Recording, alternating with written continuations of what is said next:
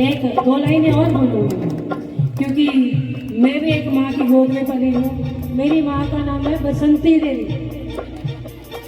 ठीक है जी, सारी जिंदगी जब से मैंने कह दूँ कि जब से आंखें खोली, क्योंकि इस जगह पे बैठने का सबसे बड़ा क्रेडिट मेरे पिताजी को है। पिताजी ने अगर कहना सिखाया, सच बता दूं कि पिताजी की आज भी आदत है, अगर कह दूं ना कि एक गल होगी तो माँ ने आपे वेख लेना, माँ ने आपे वेख लेना। दोवें एक दूजे दे दिल विच रहंदे। मेरी आदत है जिसके घर में भोजन करने जाओ ना, वहाँ पे कुछ ना कुछ भजन की कोई बात कर। आज चल के गौ माता के घर के आगे आए थे, आज तुम्हें रिमाइंडर कॉल देने आई हूँ कि आना है गौशाला। तो आज फिर उनके परिवार में जाना हो गया, तो बहुत कृपा कर दे। वधवा जी राम राम। मन को राम राम, बहुत बहुत शुक्रिया तुहाडा, तुसीं आए इधर। गौ माता तुहाडे ते बहुत बहुत आशीर्वाद। अपने आप दया भाभी आ गया, तो उस व्यापारी से पूछ लिया कि सेठ जी ये बैल है, आप क्या करने लगे? उस व्यापारी ने कहा कि मैं इस बैल को बेचने लगा, और नहीं है, आप मुझे दे दो। तो व्यापारी ने कहा कि मैं फ्री में नहीं दूंगा। इसका मोल था ग्रेट वधवे ग्रेट। मैं इसका डबल मोल दूंगा, आप मुझे दे दो। दास है तुहाडे सा, क्योंकि निकल जाएगा आगे। इसको मारा तो कहा था कि सामने पाप होगा हो, अगर तुम देख रहे हो कुछ पाप कर जी, पीछे पीछे संयोग। अब जैसे गई पीछे पीछे तो देखा वल्लभदास जी ने और कहा देवी आपका आना कैसे? तो प्यारे संयोगिता कहती है कि मैं आपसे कुछ कहना चाहती हूँ, मेरे मन में एक संकल्प आया है, अगर आप आज्ञा करो मैं बता दूं। तो प्यारे जैसे ही कि आपका घर है, आप आओ बताओ क्या चाहते हैं। तो प्यारे संयोगिता कहती है कि मैं चाहती थी मेरा जो विवाह हो वो धार्मिक पुरुष के साथ हो और गौ सेवा करने वाले के साथ हो, और आपसे बड़ा कोई धर्मात्मा नहीं होगा जो एक गौ माता को बचाने के लिए अपने प्राण तक त्यागने को तैयार था। मैंने जैसे ही कहा, वल्लभदास के मन में खुशी हुई। उन्होंने कहा कि अभी तक तो मेरे मन का संकल्प था, परंतु गौ माता की सेवा ने, गौ कृपा ने मेरे मन का संकल्प भी पूरा करने लगे हैं और मुझे कहना भी नहीं पड़ा। तो वल्लभदास जी ने कहा कि मुझे तो कोई प्रॉब्लम नहीं, क्योंकि मेरे माता पिता नहीं है, मेरे घर में कोई नहीं है, परंतु मैं चाहता हूँ कि माता पिता की अनुमति के बिना ये विवाह ना हो। तो प्यारे संयोगिता कहती है कि मैं भी ये काम नहीं करूंगी, माता पिता की आज्ञा से ही विवाह होगा, परंतु आप तैयार हो?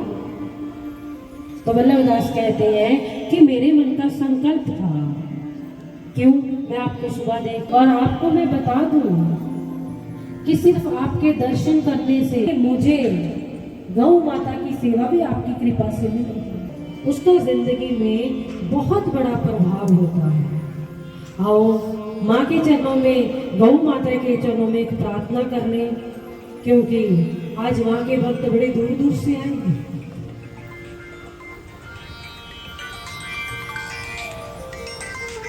तो प्यारे भक्त क्या कहेंगे कि माँ की जो कृपा है।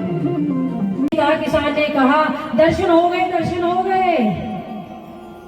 अब सेठ ने हमारा मत्थे पे हाथ, कहने गड़बड़ होगी, गड़बड़ होगी।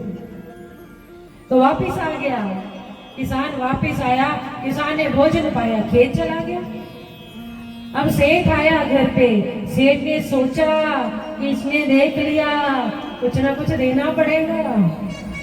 अब सेठ ने एक थैली ली, उसमें सोने चांदी की मोहरें भर दी और गया किसान के घर। किसान की धर्मपत्नी को कहा कि किसान जी आएंगे, उनको दे देना।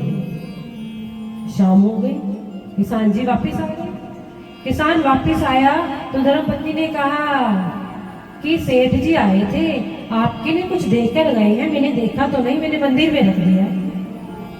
अब जैसे ही देखा किसान ने कहा कि लगता है सेठ जी को गलतफहमी हो गई। वो वापिस गया, उठाई थैली और वापिस चला जाता है सेठ के घर। सेठ के घर जैसे ही गया, सेठ को कहने लगा कि जी आप ये देख के आए थे, कुछ समझ में नहीं आया। सेठ जी ने कहा सुबह तुम खेत में आए थे? हाँ बाबा आ दो, है ना, 50-50% मांग रहा है। तो उसने क्या किया, अंदर गया और मोरे लेकर आया और कहता है सेठ तूने मुझे देखा, मैंने तुझे। तो किसान ने कहा बाबा ये मत कहना कि माला जपनी है, ये मत कहना कि दान पुण्य करना है, ये सब कुछ मैं नहीं कर सकता, मैं तो गरीब हूँ, सुबह जाता हूँ शाम को आता हूँ। कहा नहीं बेटा मैं ऐसा कोई काम नहीं करूंगा। अच्छा एक बात बता, एक नियम बना ले जिंदगी में। तेरे नियम वो बताना जो आसानी से हो जाए। अगर कहो कि 10 माला करना, 11 माला करना, तो बाबा ये काम नहीं मैं कर सकता। तो अच्छा एक बात बता कि सुबह जब उठते हो सबसे पहले किसके दर्शन करते हो? तो उस किसान ने हंसते हुए कह दिया कि बाबा सामने एक सेठ जी रहते हैं, मैं उनके दर्शन करता हूँ। संत कहते हैं बड़ी गल। अच्छा कैसे? एक काम करना बाबा, ये काम तो हो जाएगा, ये आसान है क्योंकि रूटीन में मुझे वो रोज मिलते हैं।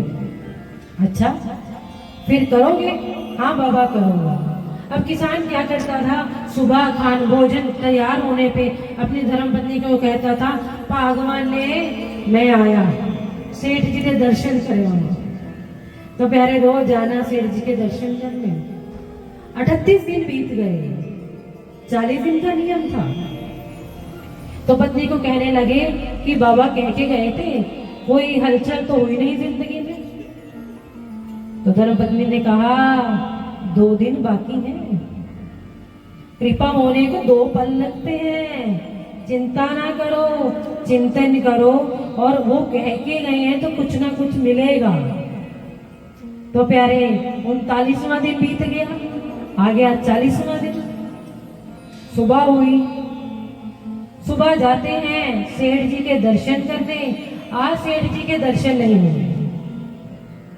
जैसे सेठ जी के दर्शन नहीं हुए तो पूछा तुमने वहां जाना है, जितने वहां पे लोग आते हैं उनको मंदिर के दर्शन करवाने हैं। तो श्री नाथ जी के मंदिर के पास वल्लभदास जी बैठने लगे। अब वहां पे भी उसने अपना प्रॉफिट देख लिया, क्योंकि श्रीनाथ जी के मंदिर के पास कोई 1 किलो आधा किलो प्रसाद नहीं लेकर आता था। जैसे आम का सीजन होता था तो कोई 2.5 लाख आम लेकर आता था, कोई 4.25 लाख आम लेकर आता था, क्विंटल्स में वहां पे प्रसाद चलता था। अब लोग आते थे तो प्रसाद वल्लभदास को भी देते थे। और जिन लोगों को आस्था होती है, अगर आप वृंदावन से रज ला कर दे तो वो भी मस्तक से लगाएगा। तो वो क्या पैसे लेकर नशा जितना करता था उसने और बढ़ा दिया। परंतु दिन बीतते गए बीतते गए बीतते गए प्यारे, पर भगवान की आदत है। तो वहां पे संयोग से एक देवी आती थी जिसका नाम था संयोगिता। वो आती थी तो वो उसका एक नियम था, वो रोज सुबह मंगला आरती में दर्शन के लिए आते थे। अब संयोगिता आती थी, अब देखने जा रहे हैं। तो आगरा देखने में और वृंदावन के दर्शन में जमीन आसमान का फर्क है। और जो देखना है उसमें कपट हो सकता है।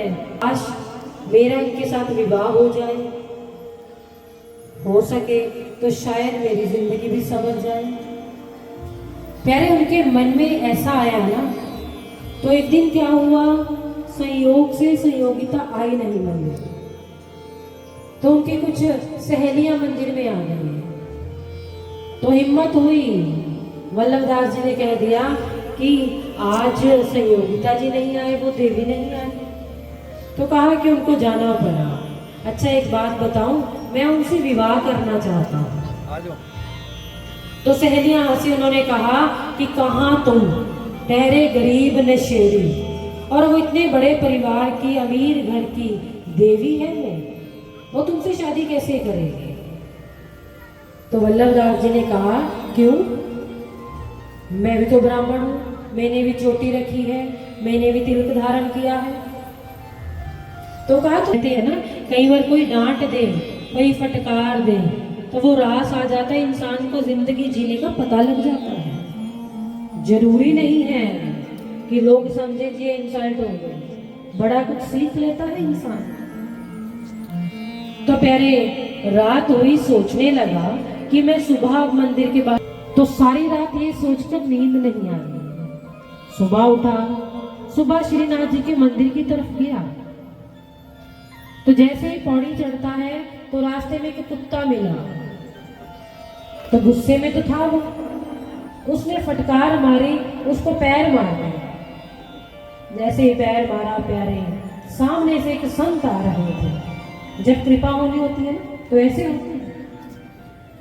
संत आए, संतों ने कहा कि कुत्ते को पैर मारने से कोई धर्मात्मा नहीं बन जाता। प्यारे, जैसे ही सुना वल्लभदास जी ने, जाकर पैर पकड़े और कहा कि आप ही भूख लगी, तो सोचा कि कहीं से भोजन मिल जाए। तो रास्ते में देखा कि एक किसान का घर है। अब संत को तो भूख लगी, उसने नहीं देखना कि शाही पनीर है या पराठा है या मक्की की रोटी सरसों का साग है। भूख लगी है, जैसी मिलेगी खा लेंगे।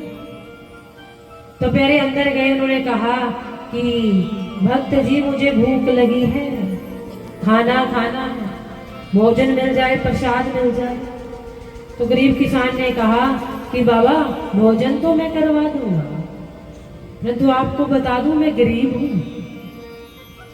हाँ, जैसी मैं खुद खाता हूं, नमक के साथ आपको खिला दूंगा।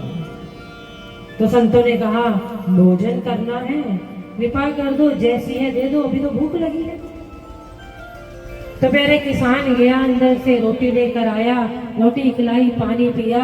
संत कहते, वाह जी वाह, बड़ी कृपा करते होती है। जहाँ भोजन करता है ना, वहाँ अपना भोजन बांट कर जाता है। ए ना सोचा करो अपा खवाता, इसके पीछे बड़ा ऋण देना पड़ता है। अपनी सुबह की माला, शाम की माला दान करके जानी पड़ती है, जिसका भोजन करके जाए जिसके घर से। तो प्यारे संतों ने कह दिया कि बेटा, अगर मन में कोई कामना है तो बता दे। तो किसान ने हंसते हुए कह दिया कि बाबा, आप मेरी क्या पूरी करोगे, आप तो मांगकर भोजन कर रहे हो।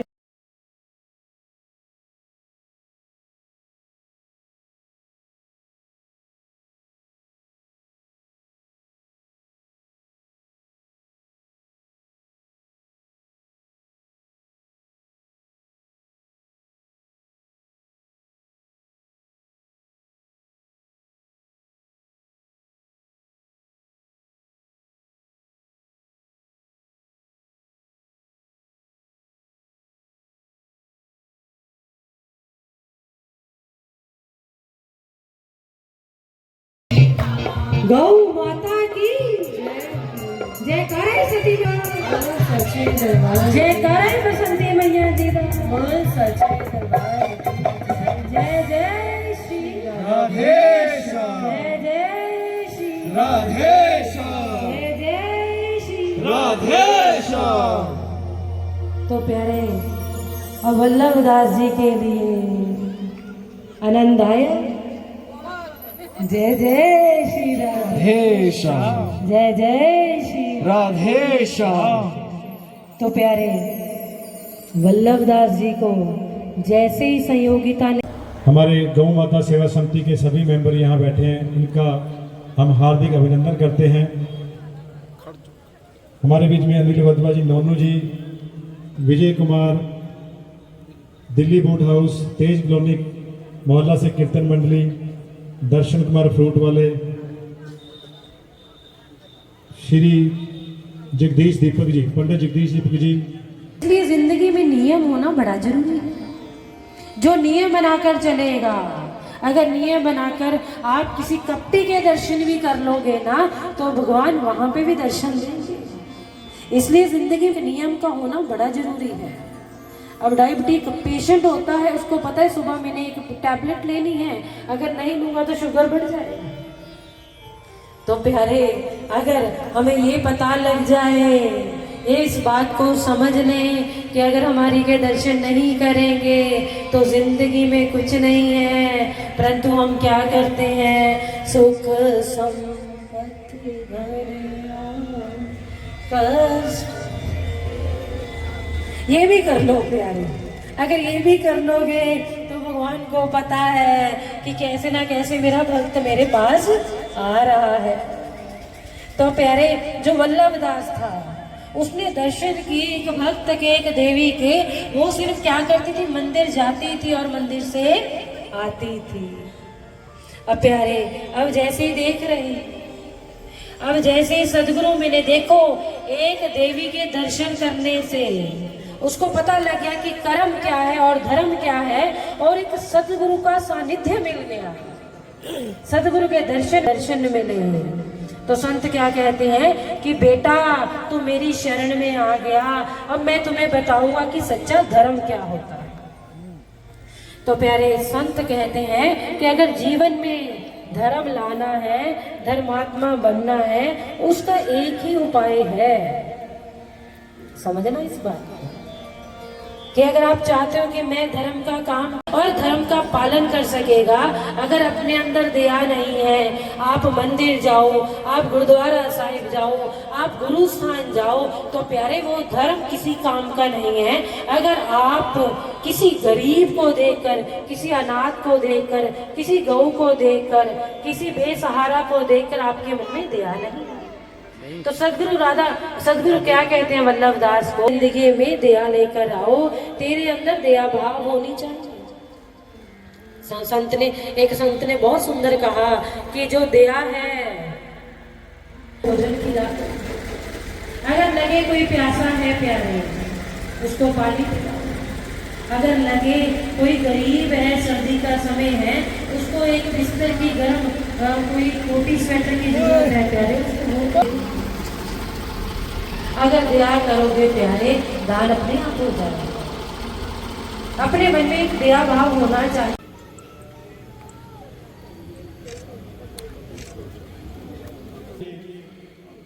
मंच पे आए।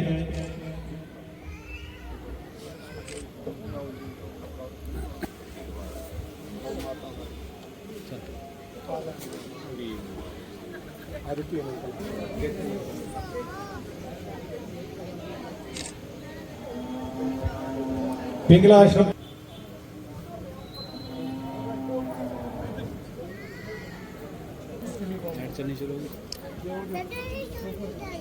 बस रोपे दे।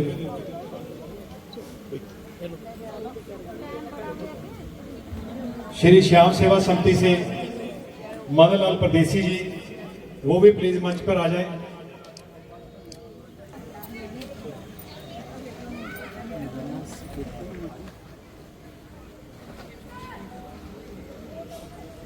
भाई सानू विच ले लियो मालक ने सभी मंदिर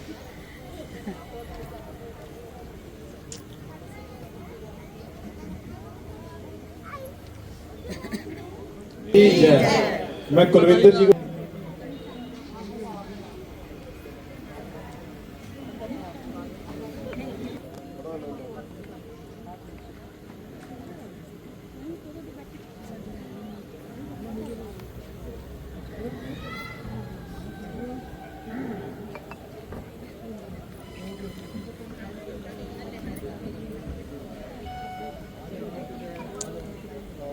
मंडली को सम्मान करवाएं। अब इसके बाद आलमद्दी जी अपने मेंबरों के सभी आरती के लिए आगे आ जाए। बहुत बहुत धन्यवाद।